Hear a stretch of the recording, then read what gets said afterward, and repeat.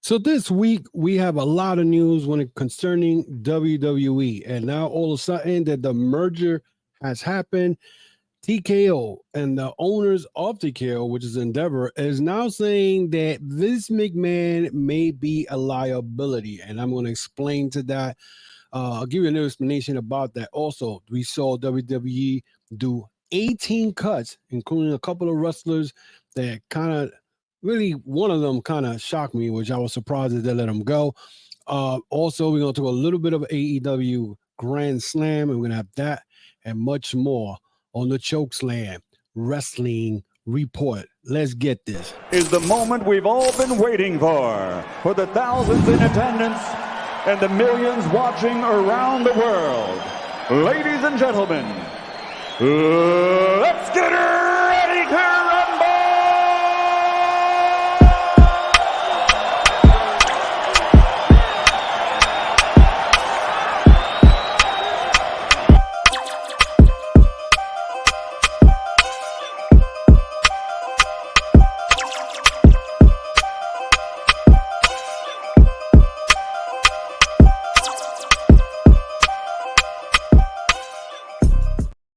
Welcome to another episode of the Chokeslam Wrestling Report. I am your host, the infamous Ultimate One from New York City.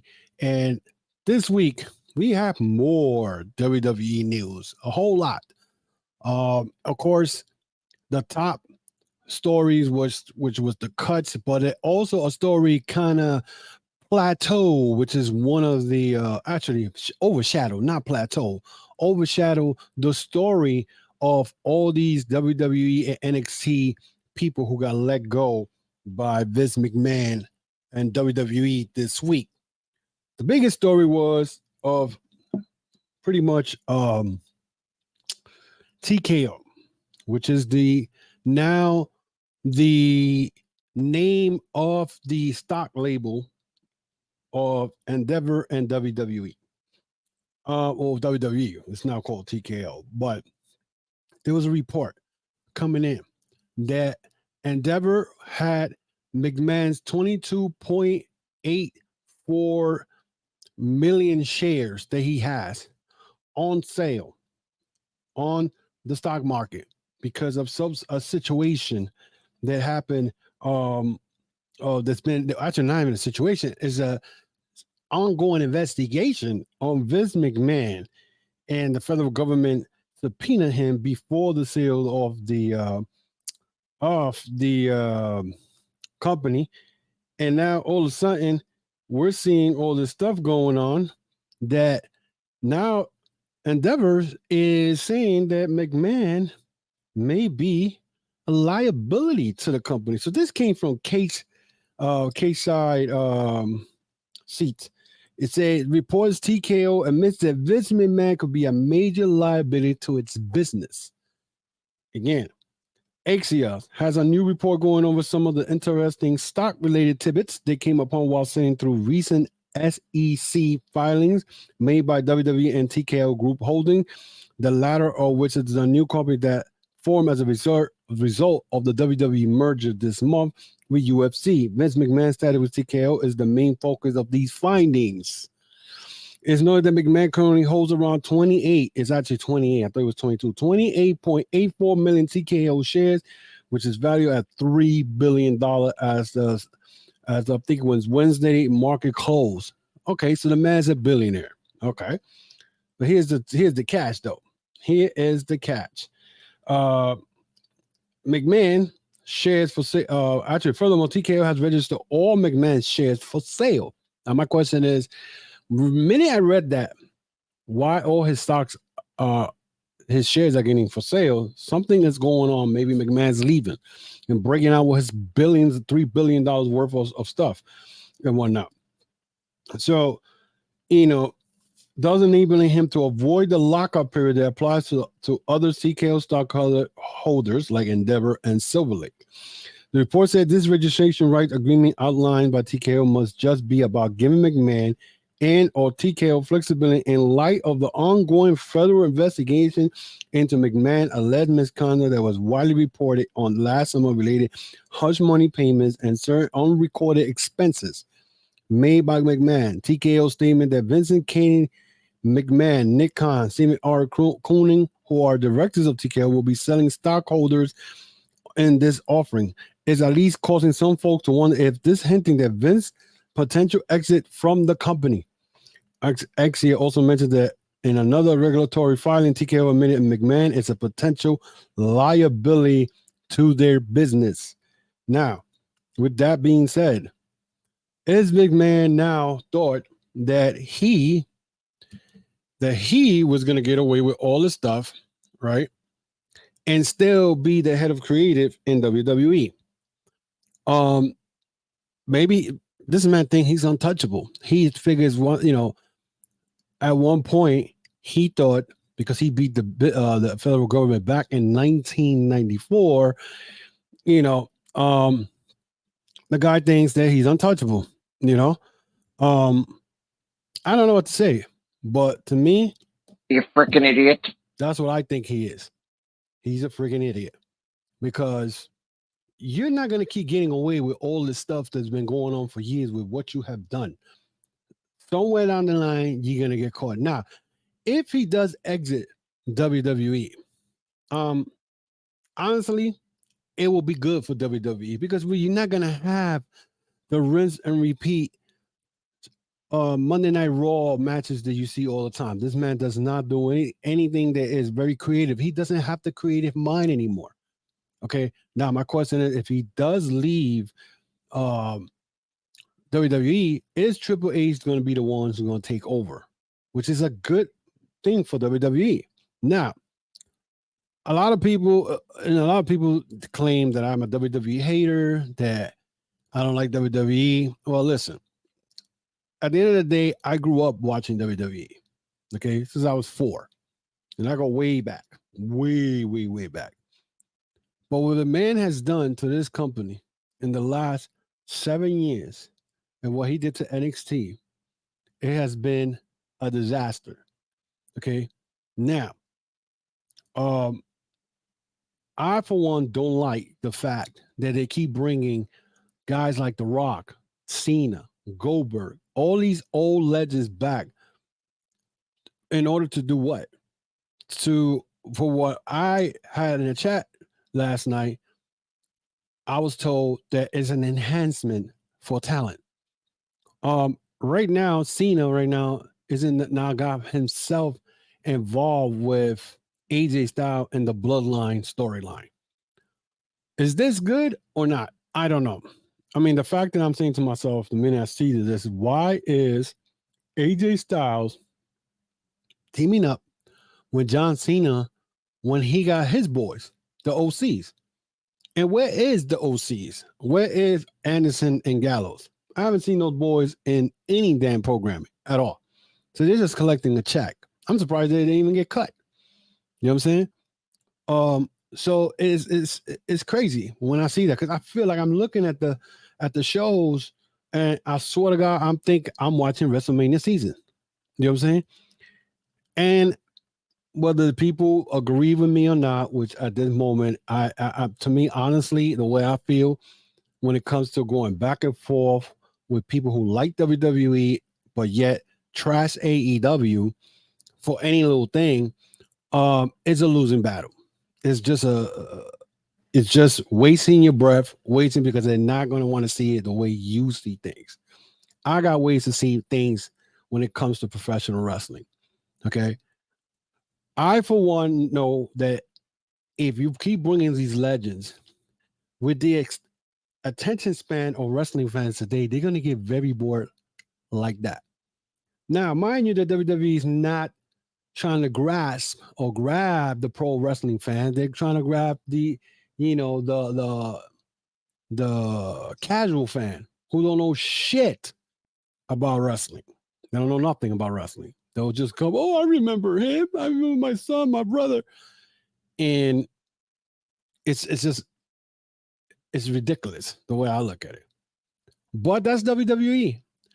I find myself all the time in the middle of a losing battle, getting into discussion with people when it comes to WWE.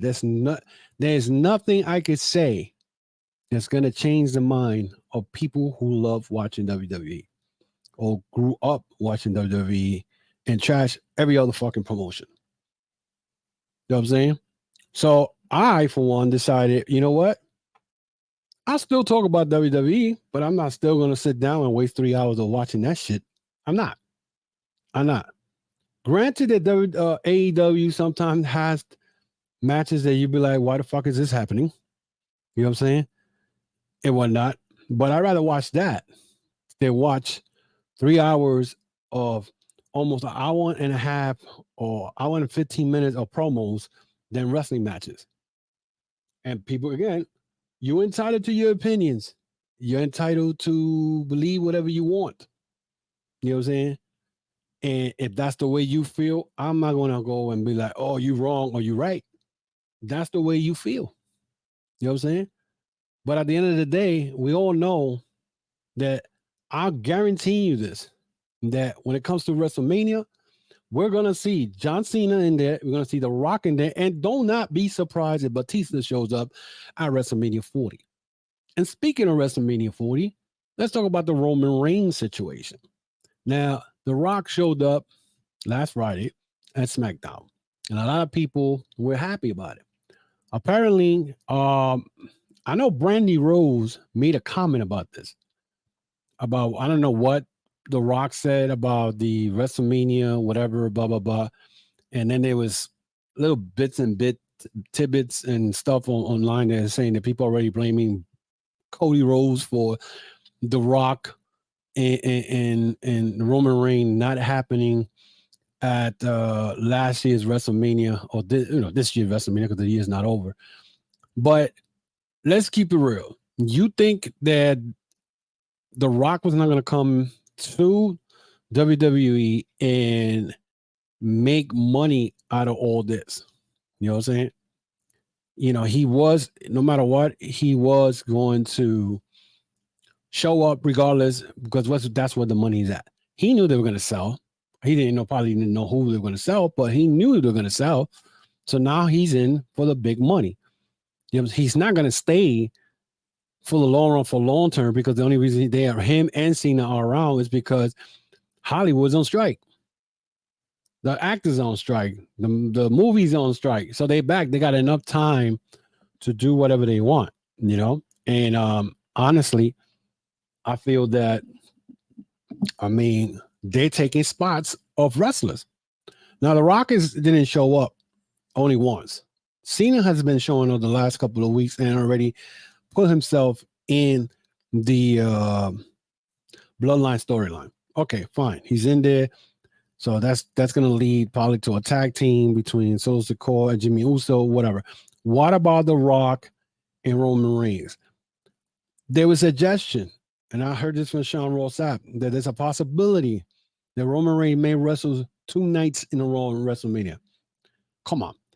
The guy's not going to wrestle 2 nights in a row. He's not going to wrestle The Rock one night, and then he's going to go and wrestle Cody Rhodes at one night. At this point, no one cares about the Cody Rhodes storyline anymore. Doesn't. And honestly, this is just my opinion. You don't have to, like I said, you don't have to believe what anything I said. Think about it. He comes to WWE, and I'm talking about Cody Rhodes. He thought that while leaving AEW, he was going to go and come to WWE, and the story they gave him that he was setting his sights on winning the WWE World Title, something that his father never won. And they show a clip from him, 1977, against superstar Billy Graham, which I was surprised because WWE acts like none of that should have ever happened. So he starts talking about it. He sets the whole storyline, whatever. And this past WrestleMania, he did not win the world title. What does that tell you?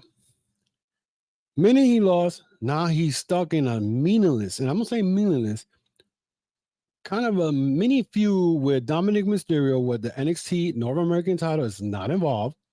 He's teaming up with Sami Zayn and Kevin Owens in the little feud against the Bloodline. Well, not the Bloodline, the Judgment Day.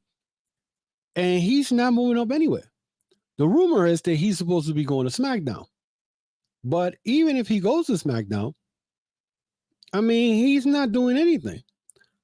Let's break this down a little bit. First of all, WWE and Vince McMahon never, and I say never, ever respected Dusty Rhodes, his Cody Rhodes' father.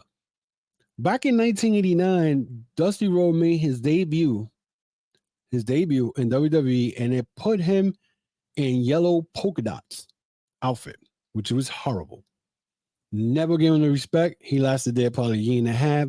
He didn't even smell any titles there, the Intercontinental or the World title, and he left right after that. He came back. He worked for NXT, and he was one of the guys who helped Seth Rollins and and all these guys to go to whatever he had to go with, Roman Reigns, whatever the case may be. But he was never respected by WWE.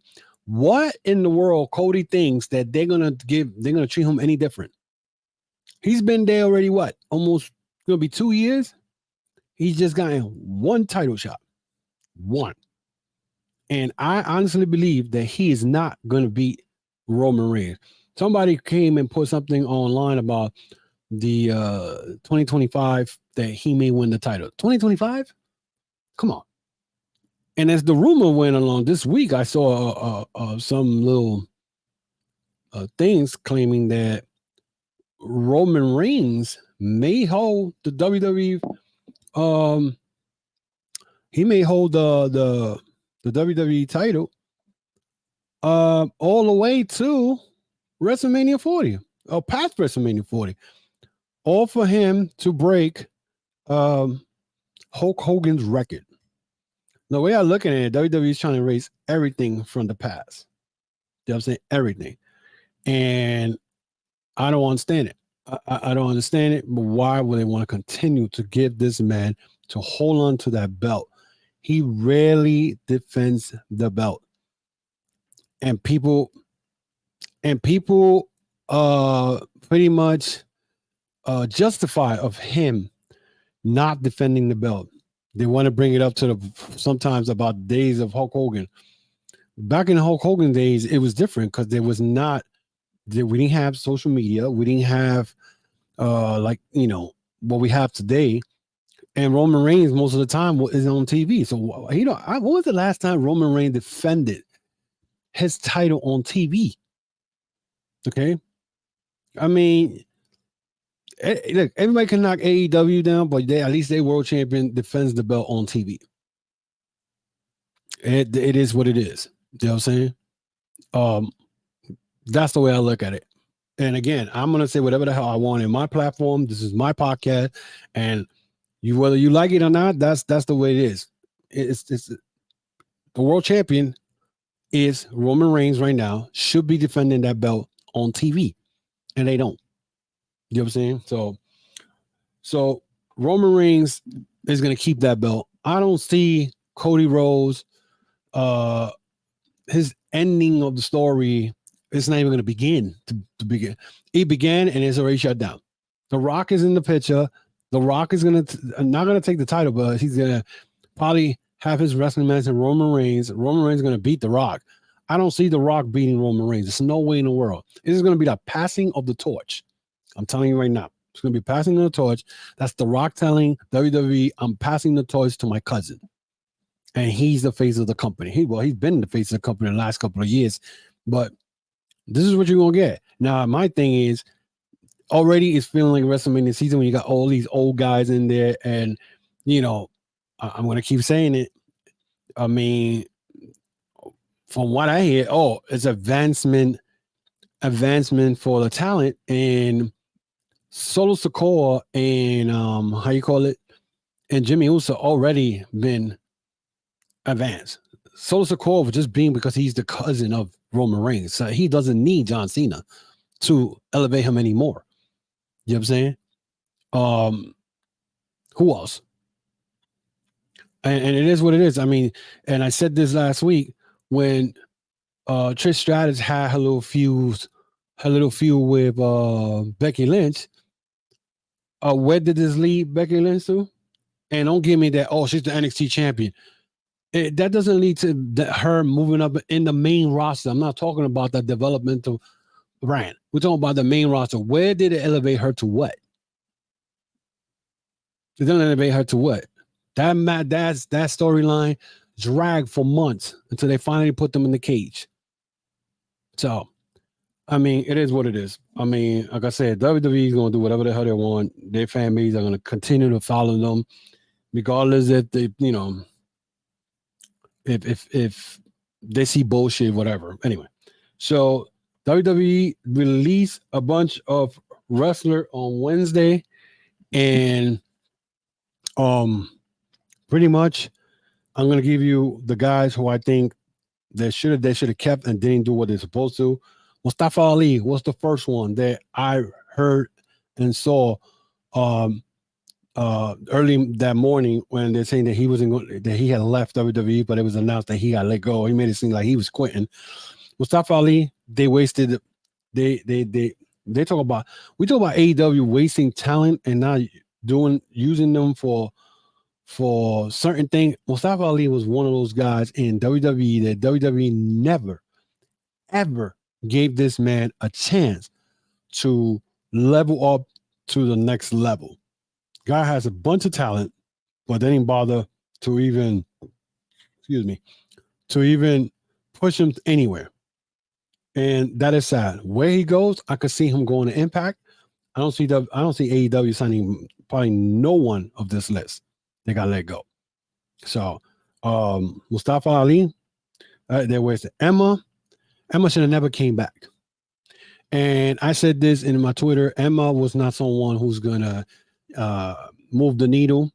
She was not all that. I think it was kind of messed up that they let her go when they just announced that they're gonna do the Elimination Chamber at Perth, Australia, her home country.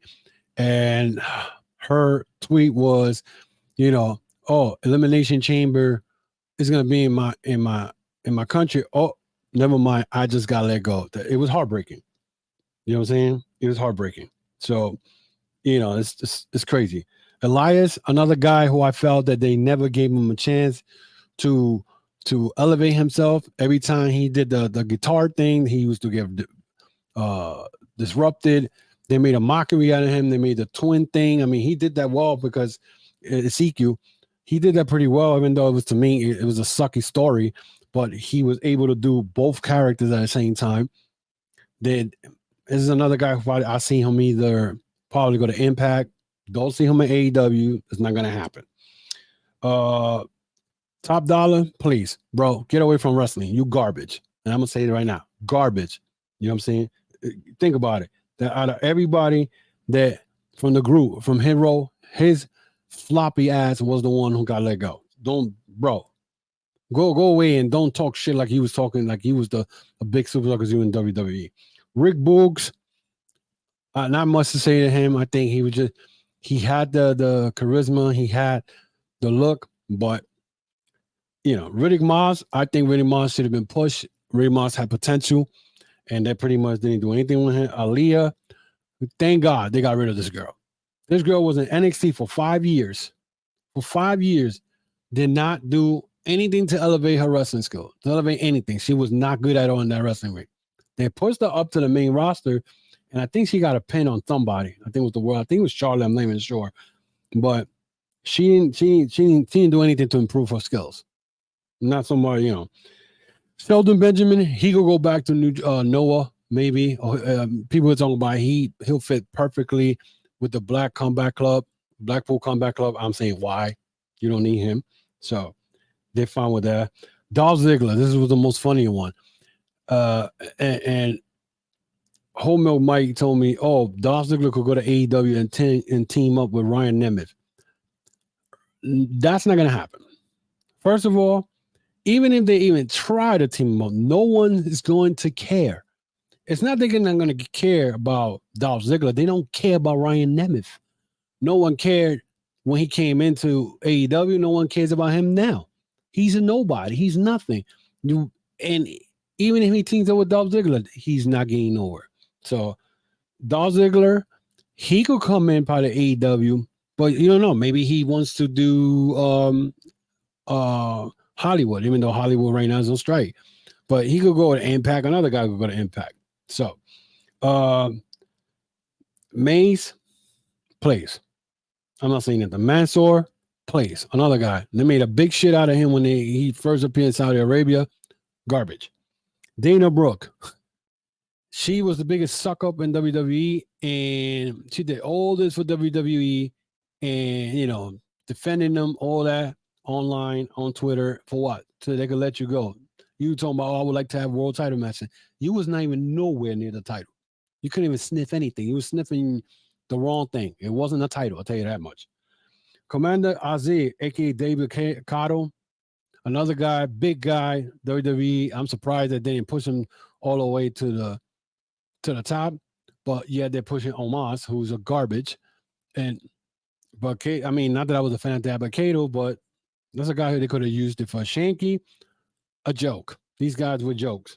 Quincy Elliott, I ain't never seen this guy, but what I'm hearing, he was a problem in the back in NXT with the locker room, whatever. I guess he's one of those guys who thought that he had talent, he had it going on. This guy only wrestled one time on TV. Last time he wrestled was in an in-house in October, and he was only seen one time in NXT. Some of these guys got the head bigger than their whole body and whatnot. So, what else here? Who we got here? We got Bryson Montana. I don't know who that is. Julissa Leon. Don't know who that is. Daniel MacArthur, Kevin Ventura Cortez, Alexis Gray. Those people, I don't know who it is. But somebody who's not in the list that came out before SmackDown came online or came on TV was Matt Riddle. They let go of Matt Riddle, which it was very surprising to me. They let go of Matt Riddle. Surprising because Matt Riddle has a lot of talent. You know what I'm saying? And he was teaming up with Drew McIntyre. Now, I know he had issues a couple of weeks ago in JFK here in New York. Talking about he was sexual molested, sexual harassed, some bullcrap like that. And the guy has issues. I'm surprised that they let him go. But I guess it probably would have been to WWE. It was just WWE, they wouldn't mind. But now the company is sold to Endeavor, and they're not having it. They're not trying to have it's bad enough that they weren't about McMahon and the image and whatnot. So I believe that this is the reason why they let go Matt Riddle. Now, where does Matt Riddle go? Matt Riddle will stay in the Indies, or he is not coming to AEW. So every time one of WWE wrestler fucking leaves, everybody, he's going to AEW. No, Matt Riddle is a problem. They just got rid of CM Punk. You think they're going to bring Matt Riddle into the fold, who's a problem? No, they're not doing that. They're trying to get rid of that dark cloud that was CM Punk. And you're going to bring Matt Riddle in there? No, that's not happening. That's not happening. People need to stop with this thing that every WWE wrestler is going to AEW. That's not going to happen. I think Tony Khan hopefully has learned his lesson from bringing all these damn talent and whatnot, and they doing whatever they want and whatnot. So we'll see about that. That was shocking though to me. Then I went to my phone and they said Matt Riddle was let go, but that's pretty much what I gotta say about WWE this week. Again, I feel that in the long run, and like I said, if Vince McMahon is forced to leave and whatnot, I for one think that WWE has a hope and it could be real big and whatnot. But the question is Triple H going to be the one running creative? You know what I'm saying?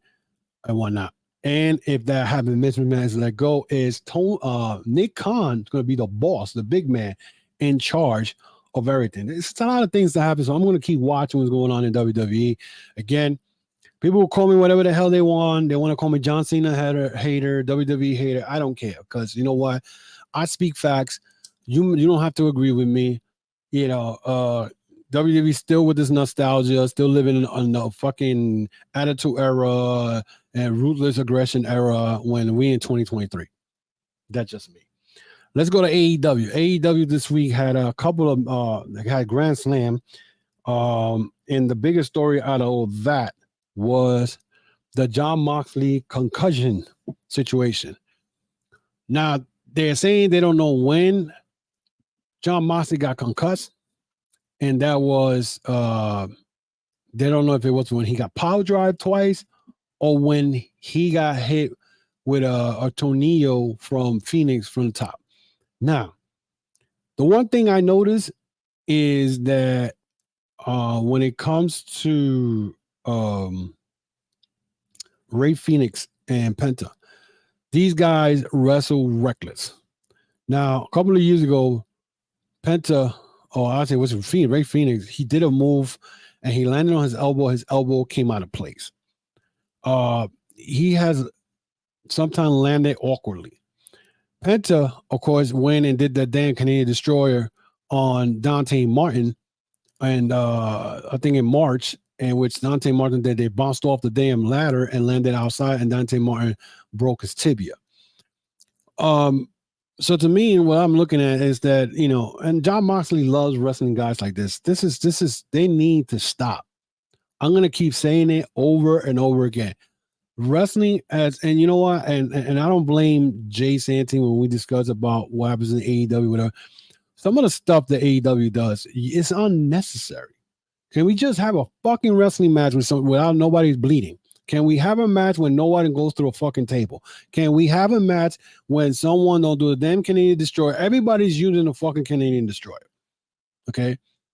Can we have a match, a regular match, without having to use not the same shit every week? Okay? Jon Moxley got power drive not once, twice. Because the first time he got power drive, he didn't move. The referee hit 1, 2, and it was supposed to be 3, and he stopped, and everybody's looking at what the hell happened, and his Moxley's shoulders did not go up. And then he hit Jon Moxley telling Ray Phoenix, do it again. Ray Phoenix hit the fucking the power driver or whatever it was with his leg wide open. His thighs weren't that close. So Jon Moxley head hit twice in the damn mat. I mean, and then to top it off, Ray Phoenix, the new AEW International Championship, that was not supposed to happen. They had to go to an audible. So now that storyline's fucked up because now, you know, Phoenix won the belt. Now, whatever storyline they had for that is now on hold.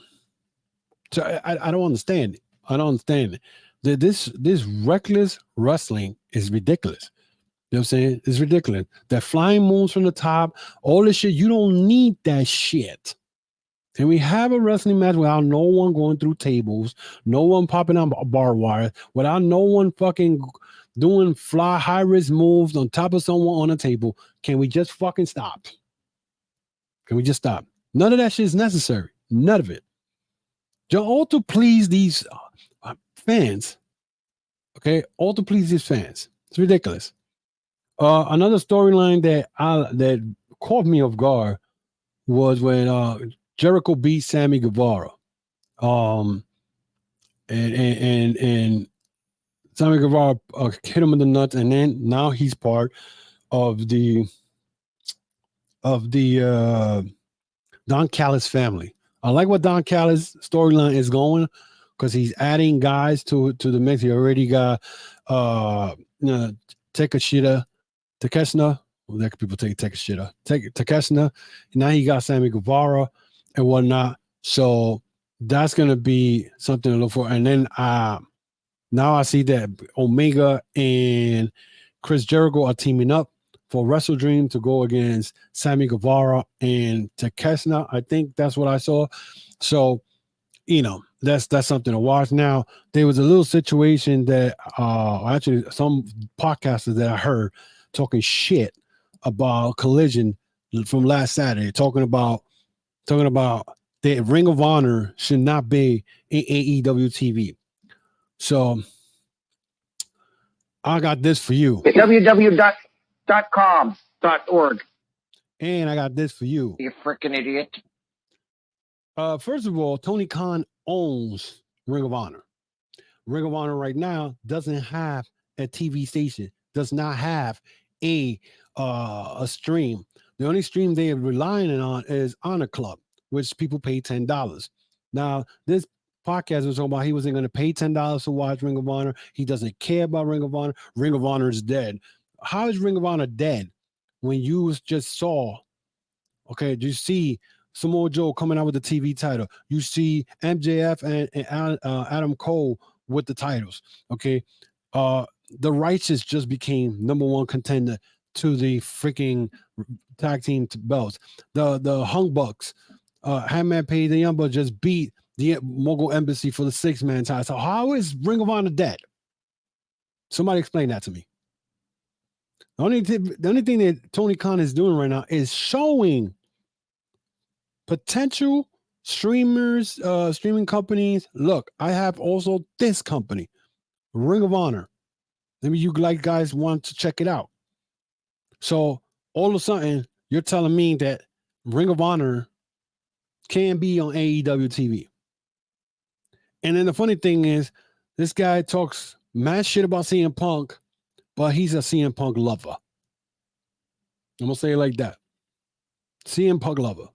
Because he's like, oh, well, CM Punk was running Collision. We didn't see another stuff. What was wrong with Collision last week? Because the Righteous showed up to make a promo to talk about the storyline that's going on between MJF and Adam Cole and whatnot. And the Righteous now wants to challenge them. And they won I think they won the number one contention now. So what's the problem? See, like again, you got freaking podcasters out here that this is what I want to see. No one cares what you want to see. Okay? No one cares what you want to see. Because at the end of the day, you know, you want to see what you want to see because it's logic. But yeah, you walk around talking about you're the number one, you know everything. You're always right. But yeah, you getting blocked by people like Jay Carhill. After you dissed her, talking about she's no good, you get blocked and you're talking about why. It's ridiculous. It's ridiculous. And I don't care whoever wants to tell them, I don't really give a fuck. Honestly. Because it's just fucking stupid.